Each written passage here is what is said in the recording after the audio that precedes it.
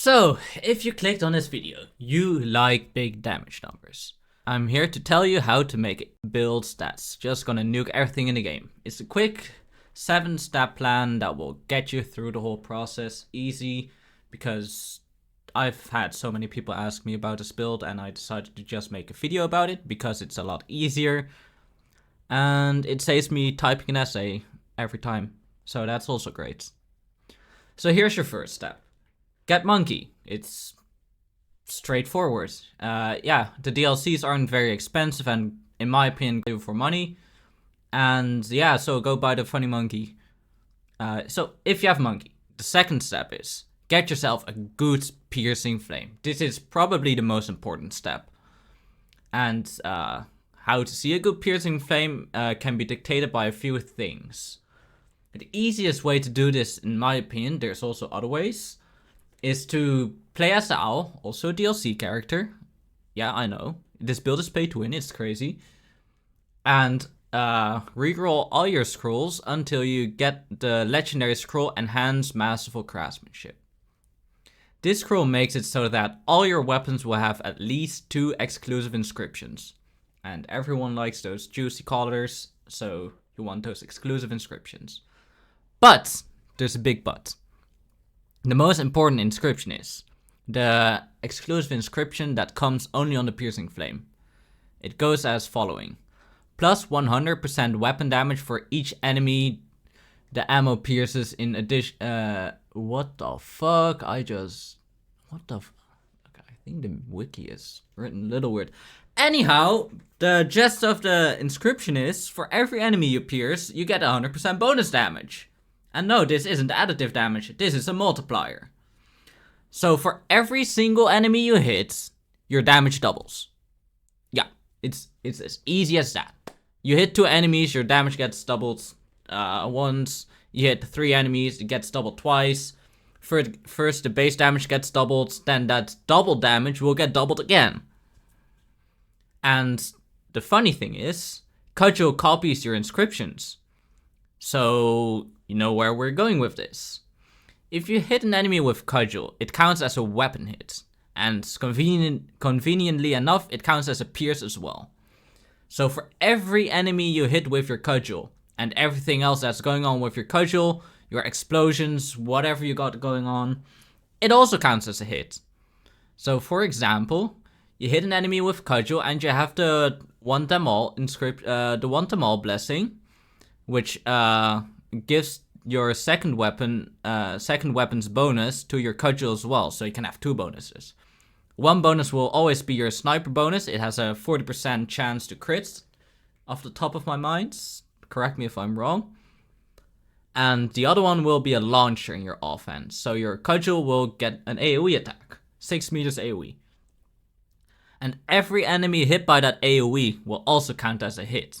I'll have some clips to demonstrate how the whole process works. I'll place them in order. First, I'll show a clip of how the basic process works. Every single hit doubles the damage. Then I'll show a clip with the explosion damage. And then it also helps if you hit the same target multiple times. So this is very, very strong for bossing and mobbing. For bossing, just chuck one on the boss. For mobbing, well, chuck one on the mob. That's all you need to do. The Soul Strike is pretty homing, so yeah, you don't even need to be good with aiming and shit. Just chuck a Soul Strike in the general direction of the enemies, and they're gone.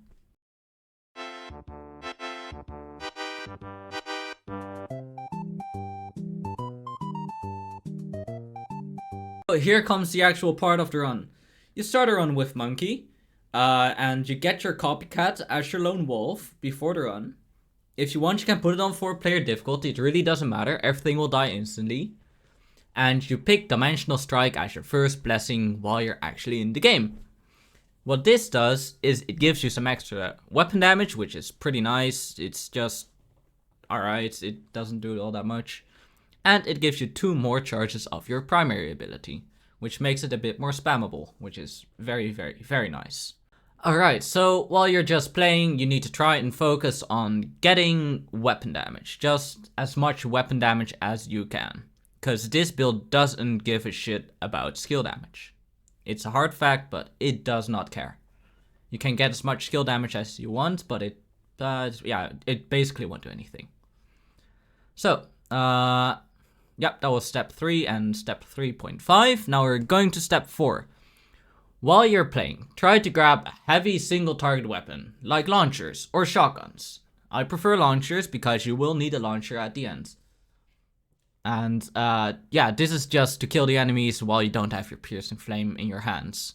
If you're very, very lucky, you can get a very good piercing flame in the tombs and go just wipe the entire game. But you most likely won't, so let's just use some launchers. They're very, very strong as well. My top recommendation will be an explosive weapon, so any launcher with the decay element on it. The decay element is very important because you want to run elemental share Gemini on both of your weapons. And the decay will make it so that your piercing flame can proc the combustion effect. This will just give you more damage numbers, and since everyone knows, in Endless and Boundless, the meta is the more damage cap per second you can get, the better it is. And, well, yeah, combustion just helps with that. If you don't want to run combustion for some reason, go crit share or whatever, but it really won't help anything, since you will be hitting 50 million without it. And the scrolls you also want to focus on are stuff that pierces enemy armor or shields, and things that let you hit multiple times. For example, fish or bear paw. Pretty sure that's the only one, actually. And elemental scrolls are also pretty nice, because, well, go figure, piercing flame is a fire weapon. So, after you breeze your way through the tombs, or get absolutely fucked by horse heads in the vaults, you make it to the first boss. Oh boy, the boss is gone already. Okay, oh well, anyways, now you can choose your second blessing. You can choose either Painkiller or Want Them All, or something like that. I'm pretty sure that's the name. I prefer Painkiller because it's a bit better in mid-game, and Want Them All isn't very useful if you're just running a launcher, but hey, it still works. So, you choose for yourself. Because you will need to pick the other one anyways at stage 3. Okay, for step 6, repeat step 3.5 and 4 until the second boss. So, basically just play the game, poop on enemies, and kill the second boss really fast. And hey, would you look at that, you made it to stage 3! Alright, pick your third blessing. Either Painkiller or Want Them All. Depends which one you picked up at the thingamajiggy, the second one. So, now your only last goal is getting to 3-3. This is the famous stage where you can get your arsenal guide to spawn. Clear the vaults, grab your piercing flame out of your arsenal, your transcendent arsenal, and go ham. Yeah, really, nothing else to say. Try to upgrade it as much as possible if you want to get that 50 million a bit quicker. It really doesn't matter all that much. After 2 hits, it will always hit for 50 million in my experience. So yeah, and here's a little nice bonus tip. If you want, you can skip the boss's invincibility phases with this weapon because it's just so juicy. Yeah, I really don't know why.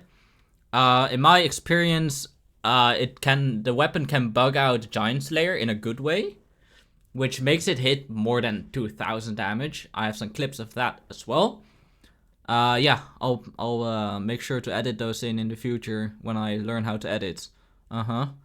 So, yeah, really, that's all the steps. So now I'll do some gameplay, and I'll also commentate over the gameplay, so you can see how I make my choices, and maybe that will help you. Yeah. Alright, that's all for now. Yay.